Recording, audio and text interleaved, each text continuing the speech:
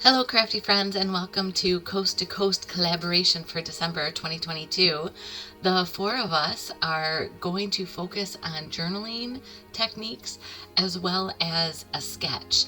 So my sketch is going to come from Katie Donaldson Taylor. She's also a close to my heart maker, and it was for 30 Days of Sketches, Christy's Beautiful Life from October, day 22.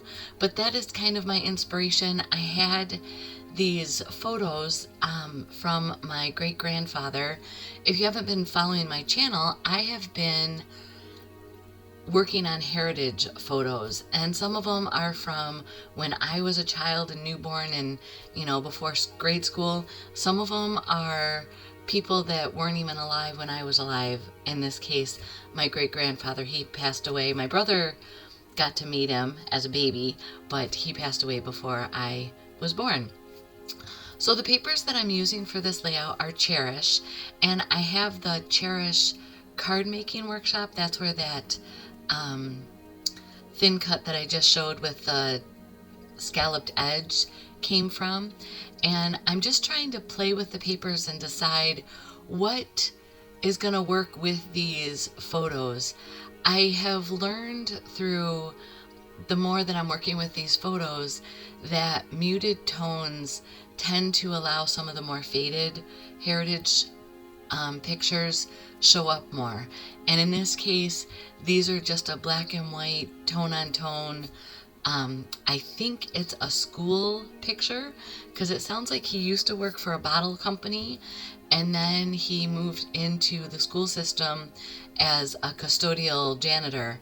And he was very short of stature man, so he was called Shorty by all the kids, but apparently just very beloved. So I'm guessing, like I said, that these are pictures that they did, even way back when, of school photos. So I've auditioned a whole bunch of different papers, as you can see. I did gut the background of this is French vanilla for the base of this layout, and then I'm just layering in the toffee, and I believe I picked cocoa cardstock. I don't think this is mocha. And I'm just, again, I'm using up my stash. I'm trying to record the memories while there's still people that did meet, that knew my great-grandfather, like talking to my aunt and talking to my mom about their grandfather and getting those stories.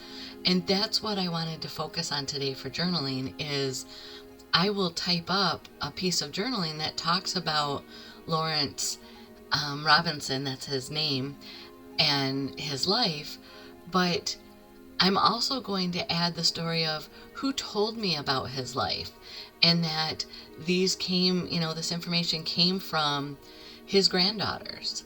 So right now what I'm doing is I'm cutting apart some of the simple leaves die cut, and because they have like a straight line for a vein for these leaves, but I really wanted more interest. I wanted the points, so that's why I went ahead and the maple leaf vein I cut apart to use as the center of these flowers.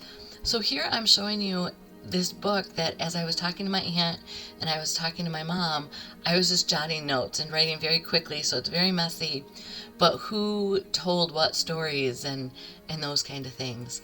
So here I typed up, it has his date of birth, his date of death, what we knew about him, what I have been told about him, and then kind of deciding how to best showcase that on this layout.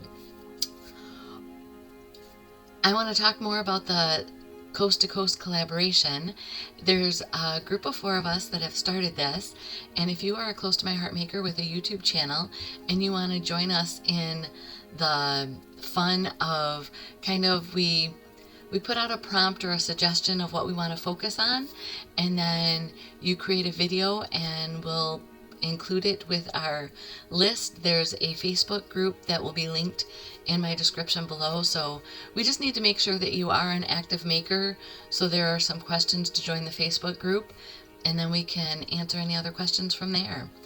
So here, because I wanted to use that same frame, but I needed to trim it down, you saw that I kind of just lined up the scallops from the outside border, and then using these leaves, hide the seam, and voila, I have a seamless, I'm doing air quotes, frame for behind my journal message right here. And it's funny, I know Kim Ferguson, who's a part of this group and Makers with Heart, she talks about how she's not good with floral clustering, and once she gets it in place and likes it, she just has to leave it there. It's funny, I felt that way about these leaves. I felt that when I moved them, they weren't quite right, but then when I got them in the right spot, it's like, okay, this is what needs to happen. And so I think you'll see, like, this is where it starts, but then as I go to glue them down, I kind of change things a little bit. I love this. I don't even know what you would call it. It's like a card front thin cut, is this brown scalloped edge, but I love it as a photo frame. I just think, especially for these heritage photos, it just works so well. I want to point out that as I was starting to put the photo on, I realized that there was information on the back, and I wanted to go ahead and include that again, just adding to the journaling. So I'm trying to decide where I want it on here, and I'm going to go ahead and put it above the photo. I don't know if you can tell on the video. In real life, you can tell that each of these photos were taken a different year. I only have the date of the photo of this one being 1955, and he's 66 years old. So here again, I'm going back, and I had that little film strip of photos. So again, with the old In Full Bloom card making workshop thin cut, I grabbed that film strip and went ahead and layered them in there. They're all the same. It actually matches one of the photos that we already have, so I just thought it was a fun decorative element more than trying to showcase the photo.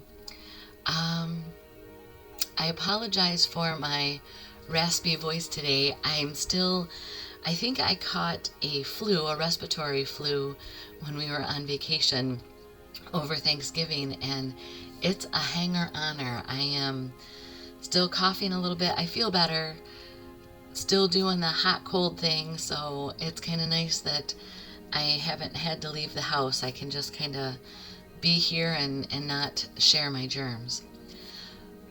With the white gel pens, especially on dark cardstock, I really like that look in heritage albums of recording more detailed information. And like I said, this is where I just state that all of the information that's provided was given to me by my aunt and my mom.